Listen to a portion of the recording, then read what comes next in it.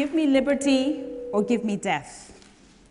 When Patrick Henry, the governor of Virginia, said these words in 1775, he could never have imagined just how much they'd come to resonate with American generations to come. At the time, these words were earmarked and targeted against the British. But over the last 200 years, they've come to embody what many Westerners believe, that freedom is the most cherished value, and that the best systems of politics and economics have freedom embedded in them. Who could blame them? Over the past 100 years, the combination of liberal democracy and private capitalism has helped to catapult the United States and Western countries to new levels of economic development. In the United States, over the past 100 years, incomes have increased 30 times, and hundreds of thousands of people have been moved out of poverty.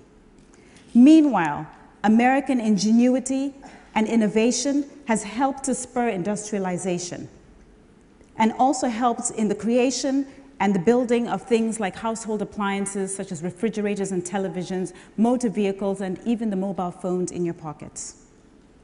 It's no surprise then that even in the depths of the private capitalism crisis, President Obama said, "The question before us is not whether the market is a force for good or ill. Its power to generate wealth and to expand freedom is unmatched."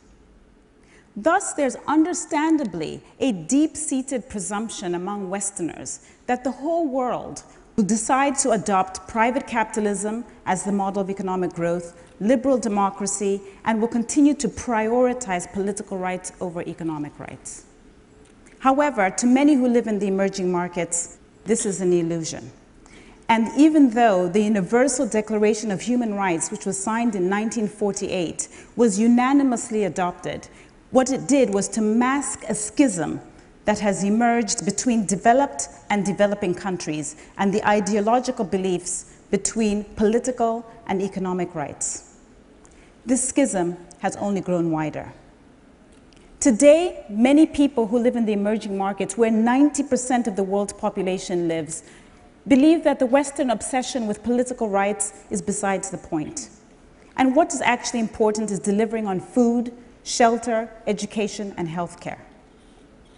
Give me liberty or give me death is all well and good if you can afford it. But if you're living on less than $1 a day, you're far too busy trying to survive and to provide for your family than to spend your time going around trying to proclaim and defend democracy. Now, I know many people in this room and around the world will think, well, actually, this is hard to grasp because private capitalism and liberal democracy are held sacrosanct. But I ask you today, what would you do if you had to choose? What if you had to choose between a roof over your head and the right to vote? Over the last 10 years, I've had the privilege to travel to over 60 countries, many of them in the emerging markets, in Latin America, Asia, and my own continent of Africa. I've met with presidents, dissidents, policymakers, lawyers, teachers, doctors, and the man on the street.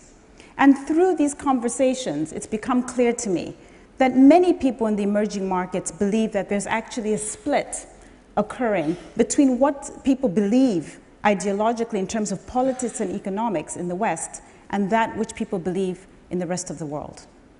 Now, don't get me wrong, I'm not saying people in the emerging markets don't understand democracy, nor am I saying that they wouldn't ideally like to pick their presidents or their leaders. Of course they would. However, I am saying that on balance, they worry more about where their living standard improvements are going to come from and how it is their governments can deliver for them than whether or not the government was elected by democracy. The fact of the matter is that this has become a very poignant question because there's, for the first time in a long time, a real challenge to the Western ideological systems of politics and economics. And this is a system that is embodied by China. And rather than have private capitalism, they have state capitalism.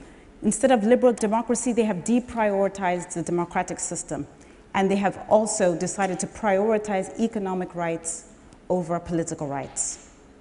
I put it to you today that it is this system that is embodied by China that is gathering momentum amongst people in the emerging markets as the system to follow.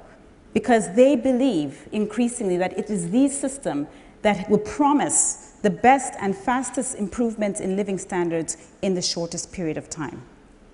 If you will indulge me, I will spend a few moments explaining to you first why economically they've come to this belief.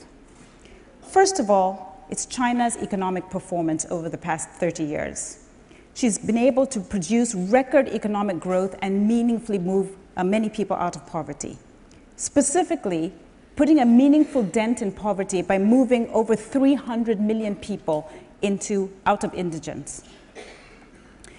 It's not just in economics, but it's also in terms of living standards. We see that in China, 28% of people had secondary school access. Today, it's closer to 82%.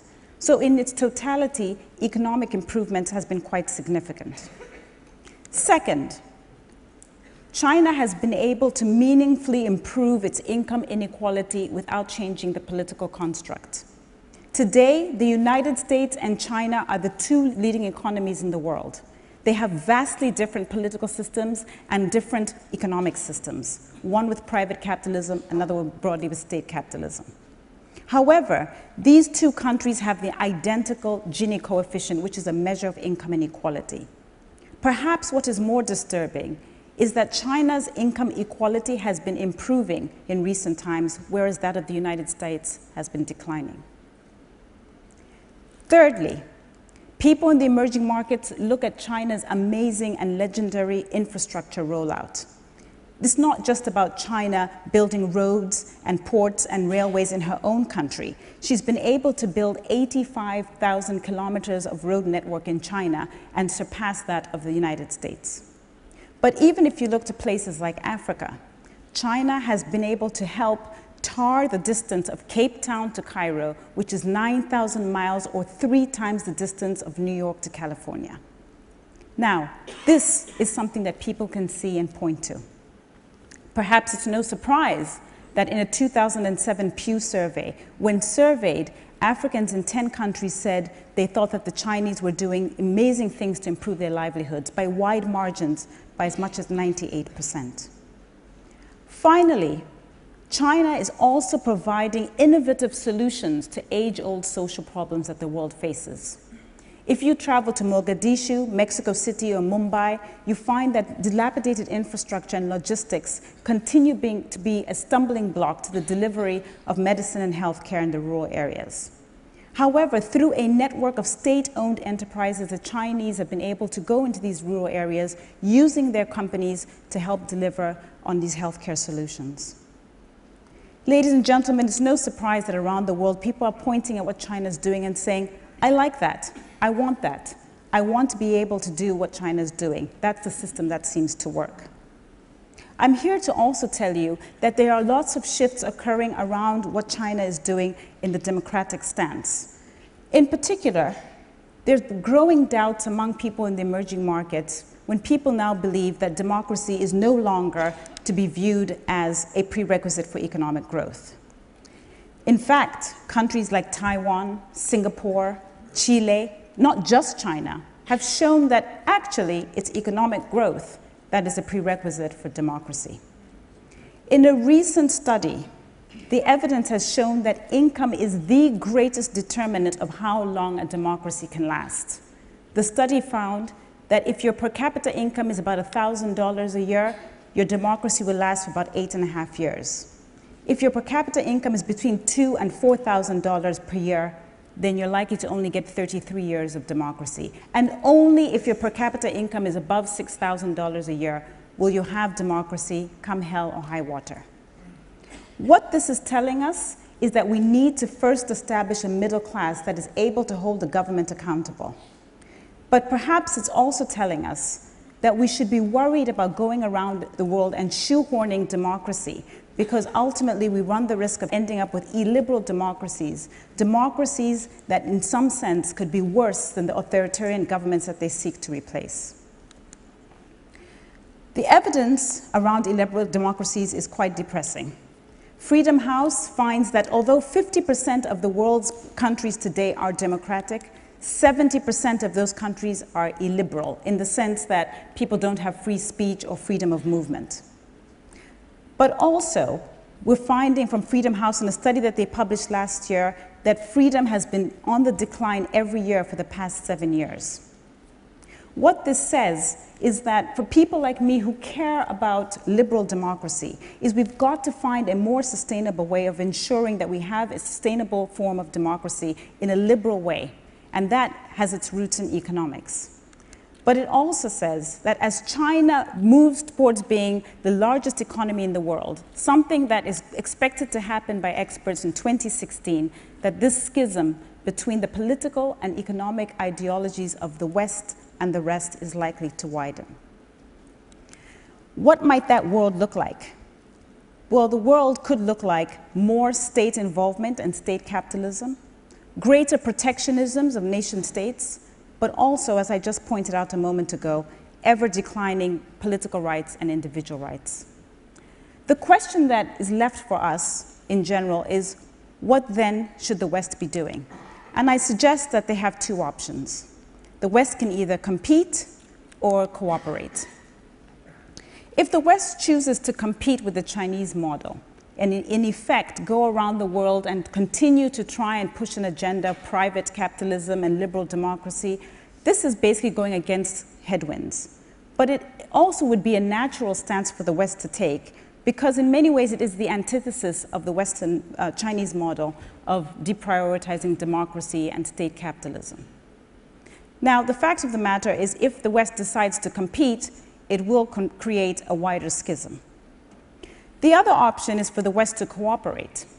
And by cooperating, I mean giving the emerging markets countries the flexibility to figure out in an organic way what political and economic system works best for them. Now, I'm sure some of you in the room will be thinking, well, this is like ceding to China. And this is a way, in other words, for the West to take a back seat. But I put it to you that if the United States and European countries want to remain globally influential, they may have to consider cooperating in the short term in order to compete. And by that, they might have to focus more aggressively on economic outcomes to help create the middle class and therefore be able to hold government accountable and create the democracies that we really want.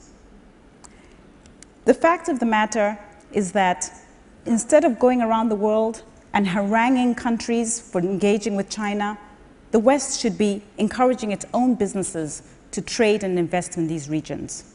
Instead of criticizing China for bad behavior, the West should be showing how it is that their own system of politics and economics is the superior one. And instead of shoehorning democracy around the world, perhaps the West should take a leaf out of its own history book and remember that it takes a lot of patience in order to develop the models and the systems that you have today. Indeed, the Supreme Court Justice Stephen Breyer reminds us that it took the United States nearly 170 years from the time that the Constitution was written for there to be equal rights in the United States. Some people would argue that today there is still no equal rights. In fact, there are groups who would argue that they still do not have equal rights under the law.